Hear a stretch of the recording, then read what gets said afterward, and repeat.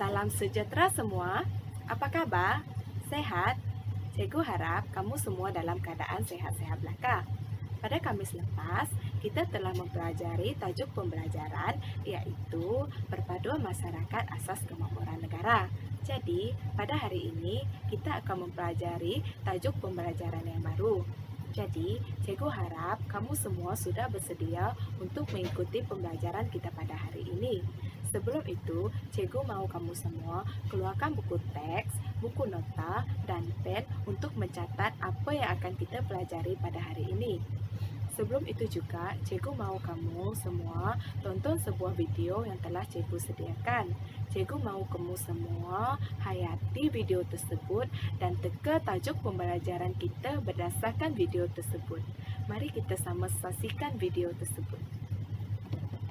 Baik, bagi melihat lebih lanjut mengenai kesedaran pengurusan kewangan di set Astro Awani pada malam ini, kita ada Ketua Pendidik Kewangan Agensi Kaunseling dan Pengurusan Kredit AKPK, iaitu Saudara Muhammad Adnan Abdullah. Okey, baik Saudara Adnan, kita melihat bahawa 22.8% ini adalah jumlah yang tertinggi apabila kita menyebut tentang masalah pengurusan kewangan individu. Dan kalau kita lihat, apakah yang dikatakan, mungkin ramai daripada kita tidak sedar, sebenarnya apakah yang dikatakan sebagai pengurusan kewangan yang tidak cekap itu sebenarnya, Saudara Adnan? Okay. Sebenarnya kalau kita lihat 22.8% itu merangkumi banyak faktor-faktor yang utama lah. Yang pertama sekali kita nampak secara keseluruhan perbelanjaan mereka tak terkawal. Ini mungkin berpunca daripada yang utama sekali ialah pembayaran balik hutang setiap bulan tu melebihi 40% daripada pendapatan bersih. Dan diikuti juga dengan orang kata apa, keupayaan tidak boleh menabung. Mereka yang pengusaha yang lemah ni, kita nampak sekurang-kurangnya kalau ikut model yang orang kata yang optimal tu, kita kena simpan sekurang-kurangnya 10% daripada pendapatan kita. Mereka ni langsung tak boleh menyimpan. Jadi sangat bergantung kepada orang kata apa, paycheck to paycheck lah, mana tiap-tiap bulan tu itulah dapat gaji habis. Salah satu daripada orang kata apa, faktor yang kita nampak lihat ialah mereka yang pengurusan kewangan yang lemah ini ialah nisbah perbelanjaan tetap setiap bulan tu terlalu tinggi. Perbelanjaan tetap ni termasuk pembayaran balik hutang, semua bil-bil yang tetap kena bayar tiap-tiap bulan tu terlalu tinggi. Kadang-kadang mencecah lebih daripada 60% bulan. Dan Saudara Adnan, saya cuba meletak diri saya sebagai individu yang tak tahu macam mana nak menguruskan hal kewangan dan sebagainya. Mungkin saya tidak sedar bahawa saya sendiri ada mengalami masalah itu. Dan soalan saya, bagaimana pihak AKPK sendiri cuba membuka minda orang ramai dalam hal pengurusan kewangan bijak ini? Kerana kita kadang-kadang kita tak sedar, mungkin dapat gaji kita cuma belanja macam tu saja tanpa kita memikirkan daripada segi tabungan, mungkin daripada segi insurans dan sebagainya. Bagaimana cabaran ini yang cuba diatasi oleh AKPK sendiri? Itu satu orang kata apa masalah yang sering kita dengarlah daripada pelanggan-pelanggan kita yang terutamanya datang untuk dapat perkhidmatan kaunseling, di mana mereka mengatakan ada masalah tapi tak tahu di mana puncanya.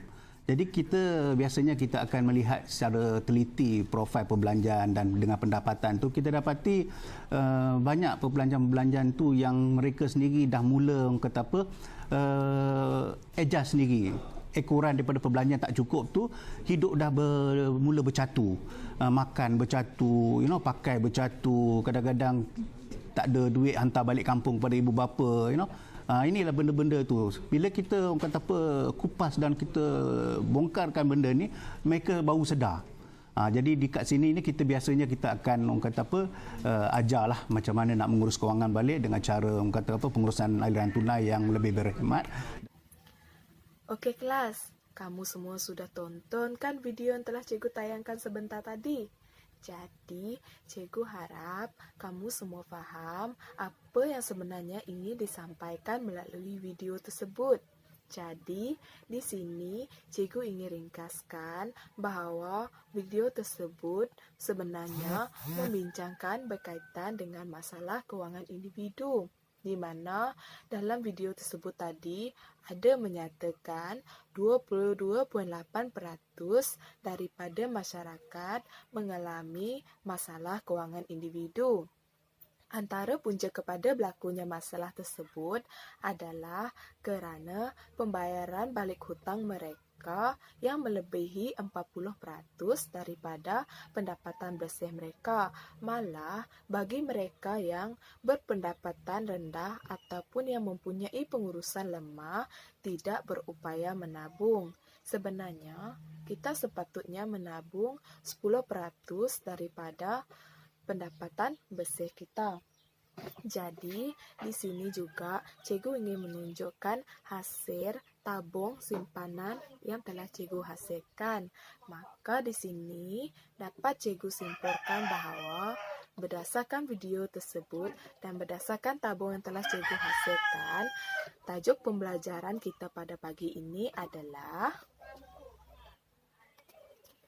Unit 10, Pengurusan Perbelanjaan secara Beretika. Jadi, sebelum kita pergi kepada isi-isi pengajaran yang terdapat dalam tajuk ini, kita lihat kepada hasil pembelajaran yang akan kamu dapat pada hari ini. Yang pertama, kamu akan dapat belajar berkaitan dengan maksud perbelanjaan secara beretika. Yang kedua, kamu akan dapat belajar berkaitan dengan cara pengurusan perbelanjaan secara beretika. Yang ketiga, kamu akan dapat belajar tentang kepentingan pengurusan secara beretika untuk kesejahteraan hidup. Yang keempat, kamu akan dapat belajar berkaitan dengan kesan perbelanjaan tidak beretika kepada diri, keluarga, masyarakat dan negara. Yang kelima adalah kamu akan dapat melahirkan perasaan apabila menguruskan perbelanjaan secara beretika. Dan yang keenam, kamu akan dapat belajar berkaitan dengan pengurusan perbelanjaan secara beretika dalam kehidupan seharian. Jadi kita lihat kepada slide yang berikutnya. Okey, apakah yang dimaksudkan dengan pengurusan perbelanjaan secara beretika? Pengurusan perbelanjaan secara beretika adalah cara wang dibelanjakan dan diuruskan dengan berhemah untuk mendapatkan sesuatu barangan atau perkhidmatan. Jadi, terdapat cara pengurusan perbelanjaan secara beretika yang akan kita belajar pada hari ini. Antaranya iaitu menentukan kedudukan kewangan yang dimiliki. Seperti yang kita lihat pada poin yang pertama, kita perlulah memastikan jumlah wang yang kita miliki sama ada dari sudut kewangan bulanan ataupun dari sudut kewangan simpanan kita. Kerana kalau kita melihat dari sudut kewangan simpanan kita akan dapat mengetahui berapa jumlah wang yang telah kita simpan selama ini. Jadi, seterusnya kita lihat kepada poin yang kedua, merancang perbelanjaan berdasarkan kewangan yang dimiliki. Okey, kalau kita sudah tahu berapa jumlah wang yang kita miliki, sudah tentu kita dapat merancang perbelanjaan kita. Misalnya, kalau kita seorang pekerja dan kita sudah menerima allowance atau gaji, kita boleh terus membuat perancangan yang rapi berkaitan dengan perbelanjaan kita. Hari ini, bagi memastikan kita dapat mengawal segala perbelanjaan bulanan kita, kita perlulah membayar mana-mana yang penting dahulu, kemudian asingkan wang lebihan itu untuk disimpan. Seterusnya kita melihat kepada isi yang kedua bagi cara pengurusan perbelanjaan secara beretika, iaitu mengenal pasti dan membuat anggaran perbelanjaan. Okey, kita lihat kepada poin yang pertama, kita boleh membuat catatan dan mengkategorikan item sebagai keperluan dan kehendak. Okey, apa itu keperluan? Keperluan adalah kepentingan asas yang diperlukan oleh manusia untuk meneruskan kehidupan. Jadi, keperluan adalah sesuatu perkara yang wajib kita penuhi. Jadi, keperluan adalah terdiri daripada makanan dan pakaian, tempat tinggal. Okey, pakaian adalah untuk melindungi tubuh badan, manakala makanan adalah untuk pertumbuhan tubuh badan. Manakala kehendak adalah keinginan terhadap sesuatu barang atau perkhidmatan untuk hidup dengan lebih selesa, seperti telefon bimbit, rumah yang mewah. Jadi, dalam kita membuat anggaran perbelanjaan, kita perlu tahu membezakan antara keperluan atau kehendak. Kita perlu lebih mengutamakan keperluan seperti makanan dan pakaian yang amat penting dalam kehidupan kita. Jadi, setelah kita membezakan antara keperluan kehendak, kita akan dapat tahu apa yang patut kita beli dan apa yang tidak patut kita beli. Kerana kalau kita mengutamakan kehendak semata-mata, anggaran perbelanjaan kita akan menjadi terlalu tinggi. Seterusnya, kita lihat kepada poin yang kedua, iaitu membuat peruntukan bagi setiap perbelanjaan. Kenapa kita mesti membuat peruntukan bagi setiap perbelanjaan? Ini adalah kerana kalau kita sudah memperuntukkan wang untuk sesuatu barang itu, kita tidak akan membeli barang itu dalam kuantiti yang banyak ataupun melebihi anggaran perbelanjaan yang telah kita tetapkan. Misalnya, kalau kita telah memperuntukkan RM150 untuk keperluan dapur kita, jadi kita tidak akan berbelanja secara lebih untuk membeli peruntukan bagi keperluan dapur tersebut. Kita juga perlu mengelakkan diri kita daripada membeli barang yang tidak ada dalam peruntukan perbelanjaan kita. Misalnya, kita juga perlu melimitkan pembelian barang yang masih ada di rumah agar kita dapat membuat peruntukan bagi membeli barang yang lain, di mana barang yang lain itu adalah lebih penting untuk kegunaan harian kita. Okey, seterusnya kita lihat kepada isi ketiga bagi cara pengurusan perbelanjaan secara beretika, iaitu membeli barangan secara tunai, kad debit atau kad kredit. Kita lihat kepada poin yang pertama, iaitu membeli barangan dengan membuat bayaran secara tunai ataupun kad kredit.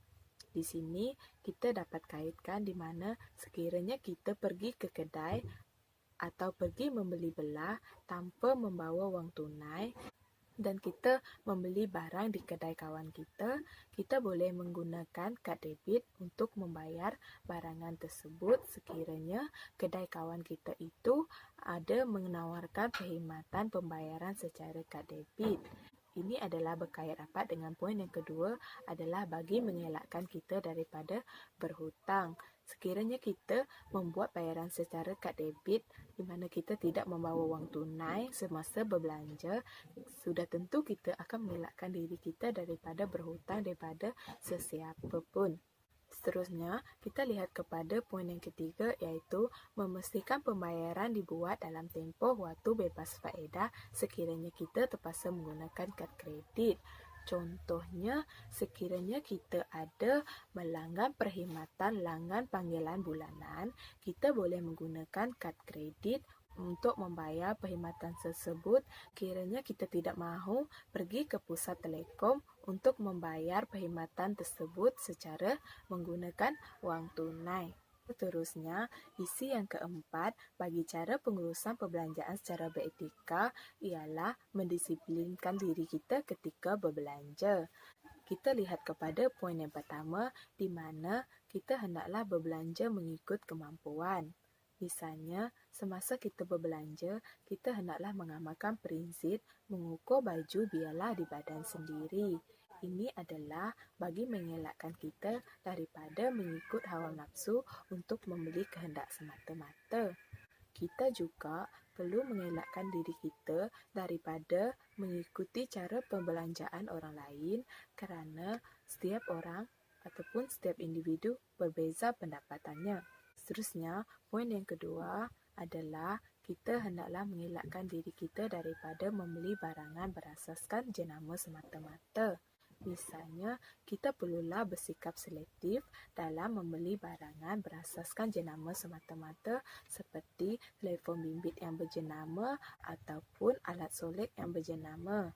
Ini demikian kerana tidak semestinya barang yang berjenama itu diperlukan ataupun digunakan kita untuk setiap saat. Jadi, amatlah penting bagi kita mengelakkan diri kita daripada membeli barangan berasaskan jenama semata-mata. Bagi poin yang ketiga pula, kita hendaklah mencari alternatif lain sekiranya kita terpaksa membeli barangan yang mahal. Misalnya, kita tidak boleh membeli barangan yang mahal tersebut menggunakan wang simpanan kita kerana itu akan sebaiknya kita perlu mencari alternatif lain bagi membeli barang mahal tersebut seperti kita boleh menabung wang untuk membeli barangan tersebut. Manakala isi kelima bagi cara pengurusan perbelanjaan secara beretika ialah kita hendaklah tidak terpengaruh dengan jualan murah atau jualan atas talian. Okey, kita lihat kepada poin yang pertama, iaitu kita perlulah membuat penelitian harga terlebih dahulu bagi memastikan barang tersebut benar-benar murah dan berkualiti.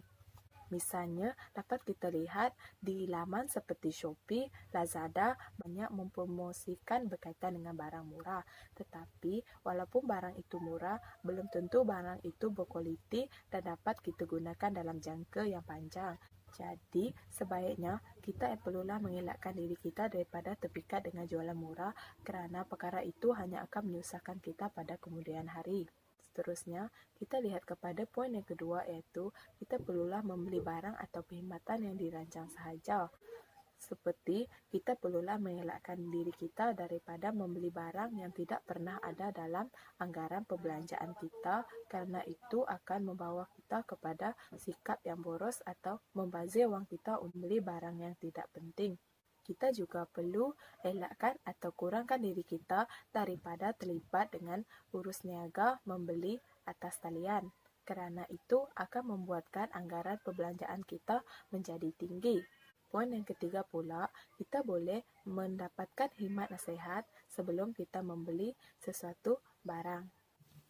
Isi yang terakhir bagi cara pengurusan perbelanjaan secara beretika adalah mendokumentasikan perbelanjaan. Seperti yang kita lihat pada poin yang pertama, kita perlulah mencatat semua perbelanjaan yang telah dibuat. Ini adalah bagi memastikan kita mengetahui perbelanjaan yang telah kita buat selama ini sama ada dari segi keperluan atau kehendak yang telah kita beli.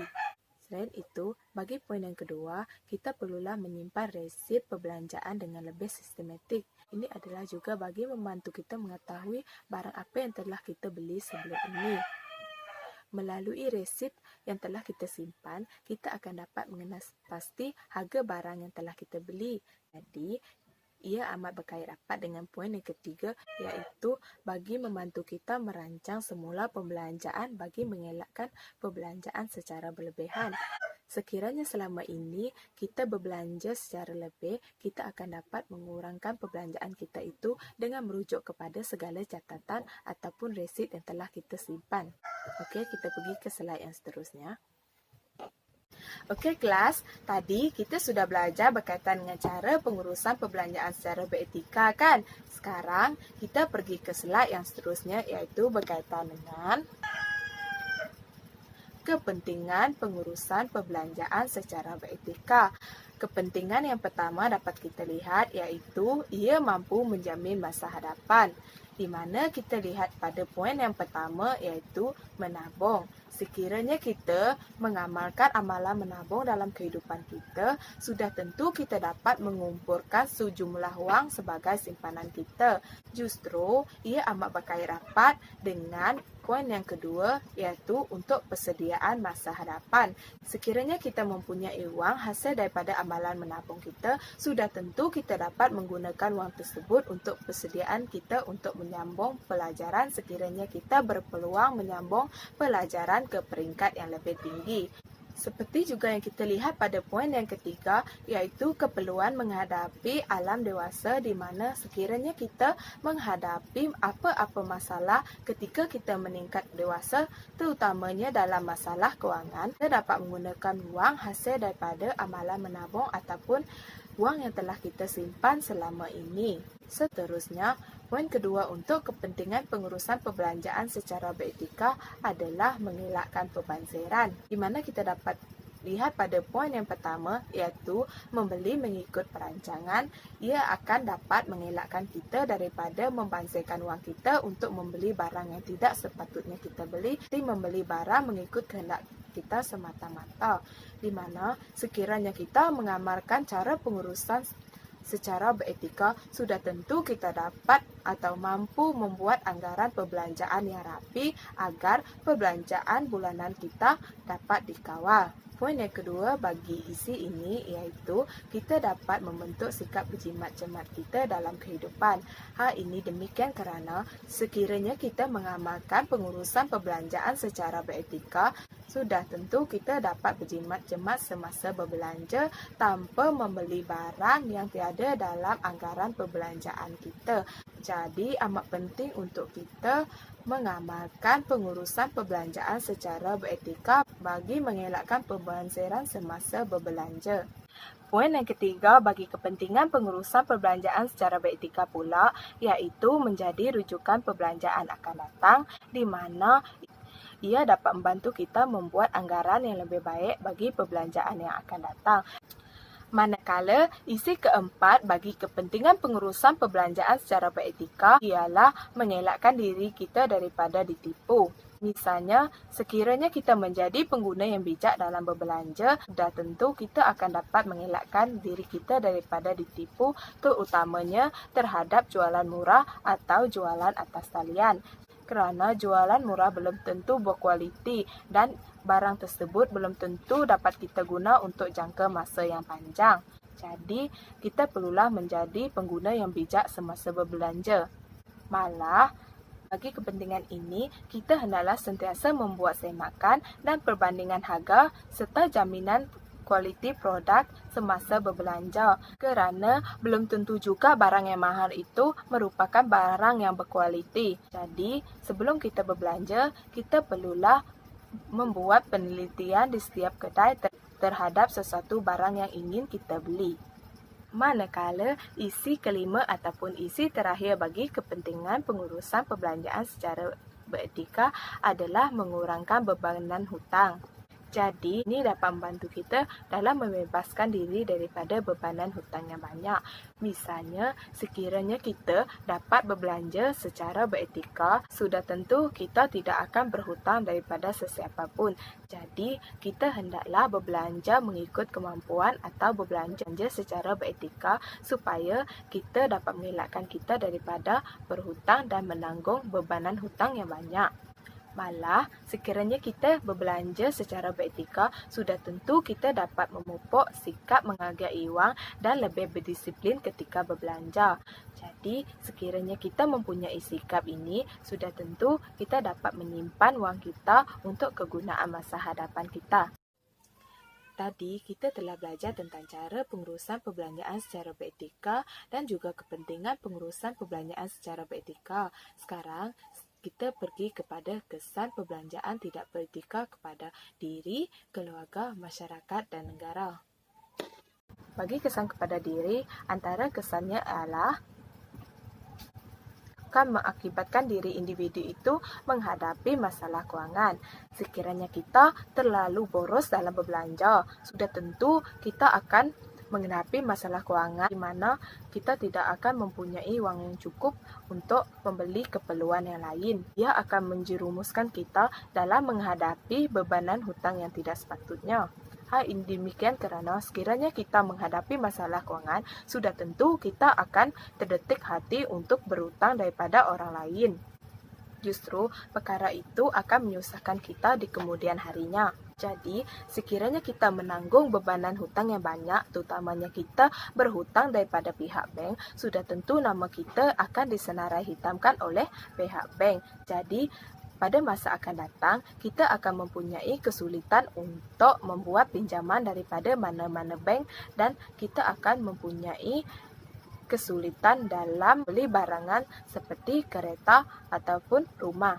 Malah, sikap keberhutangan kita itu akan menyebabkan kita jadi muflis dan menghadapi masalah tekanan yang akan sekaligus memberi kesan kepada kesehatan kita di mana kita akan menghadapi kemurungan akibat memikirkan bebanan hutang yang terlalu banyak ditanggung oleh diri kita.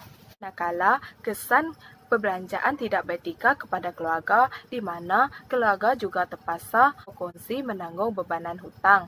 Contohnya, kiranya seseorang anak dalam sesuatu keluarga itu berhutang daripada mana-mana pihak, terutamanya dari pemiutang yang tidak berlesen, sudah tentu keluarganya juga terpaksa berkongsi menanggung bebanan hutang untuk membantunya menyelesaikan hutangnya kerana sekiranya seseorang itu meminjam wang daripada pemiutang yang tidak berlesen, sudah tentu keselamatan keluarganya tidak terjamin. Jadi, sikap tersebut akan menjejaskan perbelanjaan lain dalam sesebuah keluarga. Ini demikian kerana wang sepatutnya digunakan untuk perbelanjaan keluarga tersebut terpaksa digunakan untuk membayar hutang ahli keluarga mereka.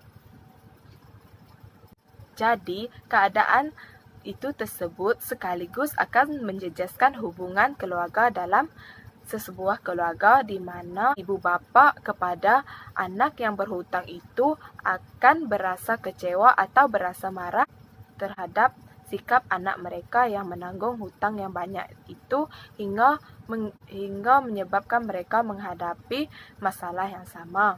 Jadi, sikap keberhutangan dalam sesebuah keluarga itu sekaligus juga akan meningkatkan perbelanjaan yang tidak sepatutnya. Seterusnya, kesan perbelanjaan tidak beretika kepada masyarakat ialah melahirkan persaingan yang tidak sehat dalam berbelanja dalam kalangan masyarakat. Malah, ia juga akan meningkatkan kuasa beli yang tidak sewajarnya dalam kalangan masyarakat, seperti masyarakat akan terjerumus dengan membeli barangan yang tidak penting. Misalnya, masyarakat bersaing untuk membeli sesuatu barangan atau perkhidmatan tanpa mengira kemampuan diri mereka untuk menanggung kos bagi sesuatu barang yang dibeli itu. Jadi, sikap demikian akan melahirkan tabiat masyarakat yang boros dan membansir, peningkatan persaingan yang tidak sehat dan kuasa beli yang tidak sewajarnya dalam kalangan masyarakat itu akan menyebabkan peningkatan pemihutang yang tidak berlesen di mana masyarakat akan terjerumus dengan berhutang dengan pemihutang yang tidak berlesen seperti berhutang dengan along. Sikap berhutang dengan pemihutang tersebut, terutamanya along, akan menjejaskan keselamatan mereka di mana mereka akan dipaksa membayar hutang mereka sekiranya mereka tidak membayar dalam tempoh waktu yang ditetapkan. Jadi, masyarakat perlulah bersikap rasional dalam berbelanja di mana mereka harus berfikir terhadap kesan-kesan yang akan menimpa diri mereka sekiranya mereka tidak mengamalkan pengurusan perbelanjaan secara beretika. Yang terakhir, kita lihat kesan perbelanjaan tidak beretika kepada negara. Antara kesannya kepada negara ialah akan meningkatkan kadar inflasi. Inflasi ini merupakan kenaikan paras harga umum ataupun kenaikan harga barang ke keperluan asas seperti makanan, rumah, ataupun minyak. Jadi, peningkatan kadar inflasi ini akan menyebabkan kos hidup masyarakat menjadi tinggi. Malah, masyarakat akan mengalami kesusahan hidup di mana mereka terpaksa bekerja lebih untuk mendapatkan uang yang lebih, mendapatkan uang bagi menampung perbelanjaan mereka. Peningkatan dalam kadar inflasi ini sekaligus akan meningkatkan kadar barangan import akibat permintaan yang tinggi oleh masyarakat terhadap barangan import. Seperti yang kita tahu, barangan import ini adalah sangat mahal. Jadi, sesebuah negara terpaksa menampung kos yang tinggi bagi mengimport barangan dari negara lain. Jadi, inilah akan mendatangkan kesan yang buruk kepada negara kita. Malah, pada poin yang ketiga iaitu meningkatkan kadar keberhutangan dalam kalangan rakyat. Ini adalah kerana peningkatan kadar inflasi dan kadar import juga di mana rakyat akan terjumus dengan sikap berhutang untuk mendapatkan wang bagi menampung perbelanjaan mereka. Jelaslah bahawa perbelanjaan tidak beretika akan menyebabkan kesan yang amat buruk kepada negara di mana negara juga akan menanggung kos-kos yang tinggi terutamanya untuk dapatkan barangan import daripada negara lain.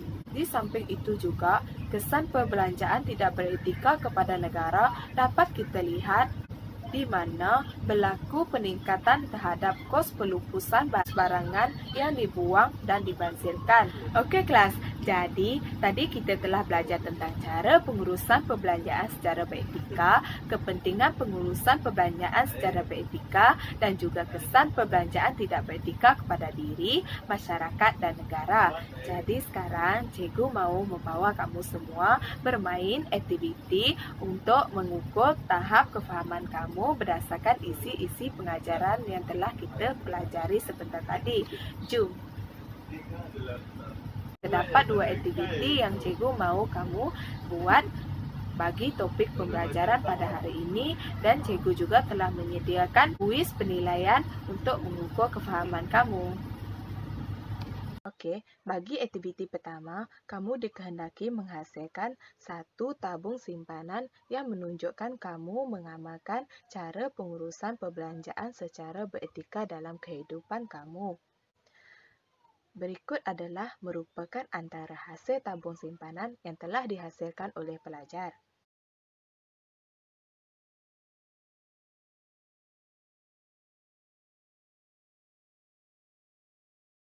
Manakala, bagi aktiviti kedua, saya telah menyediakan soalan menggunakan aplikasi Padlet di mana pelajar dikehendaki menjawab soalan yang telah disediakan melalui Padlet tersebut.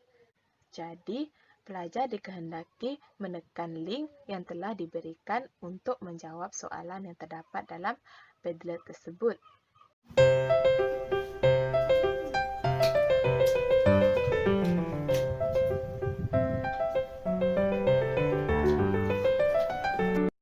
Manakala, untuk kuis penilaian, saya telah menggunakan aplikasi Quizizz. Saya telah menyediakan 6 soalan di mana pelajar dikehendaki menjawab ke-6 soalan tersebut.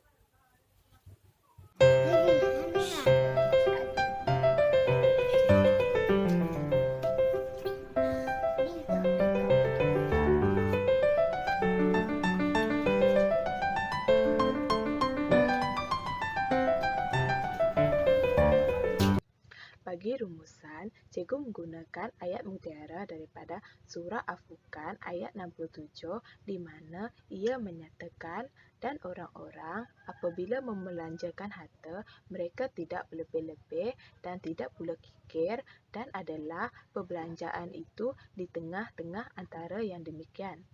Justru, kita hendaklah mengamalkan pengurusan perbelanjaan secara beretika agar kita dapat menjamin masa hadapan kita dan kita akan dapat mengelakkan diri kita daripada bersikap boros dalam berbelanja. Okey, itu saja daripada saya. Sekian, terima kasih.